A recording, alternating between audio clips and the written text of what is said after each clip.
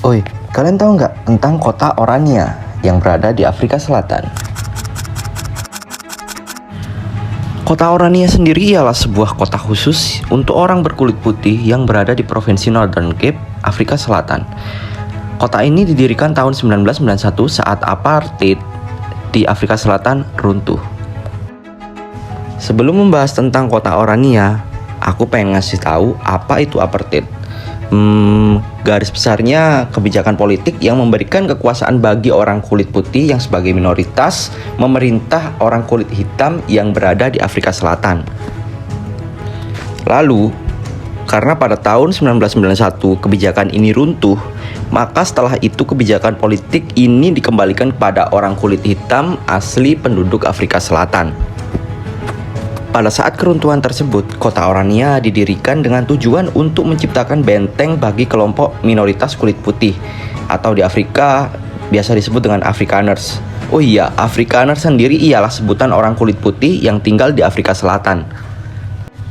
Kenapa disebut Afrikaners? Saat ini terjadi diskriminasi yang cukup parah bagi Afrikaners atau orang kulit putih yang berada di Afrika Selatan, seperti sulit mendapatkan tempat tinggal, pekerjaan, dan bahkan akses pendidikan pun semakin sulit bagi para Afrikaners. Ya kayak balas dendam gitu, karena dulu orang kulit putih memerintah mayoritas orang kulit hitam. Karena kesulitan yang dialami tersebut, banyak orang yang pindah ke kota Orania dari slum-slum atau kawasan-kawasan kumuh yang didirikan oleh Afrikaners. Dan syarat utama untuk pindah dan tinggal di kota Orania tersendiri ialah yang utama, wajib berkulit putih. Ya betapa eksklusifnya kota ini ya. Terus kalau dibilang kota ini rasis, penduduknya pada nggak setuju. Karena menurut mereka memisahkan diri bukan karena rasis, tapi mereka mencari ketentraman, kenyamanan, dan kedamaian. Karena sulitnya hidup di luar kota Orania ini tersendiri. Mereka bilang kehidupan di luar Orania terlalu berat untuk dijalanin.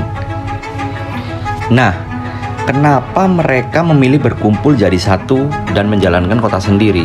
Sebab seluruh kebijakan di Orania diatur oleh para Afrikaners sendiri. Dari mulai mereka punya sekolah sendiri, kantor pos, perpustakaan, gereja, pasar, dan bahkan juga stasiun radio sendiri. Dan yang lebih mencengangkan ialah mereka mencetak mata uang mereka sendiri. Mata uang tersebut adalah ora. Dan hanya bisa dipakai di Orania aja. Bahkan pemerintah pusat Afrika Selatan pun tidak bisa ikut campur dalam urusan dan kebijakan di kota Orania ini.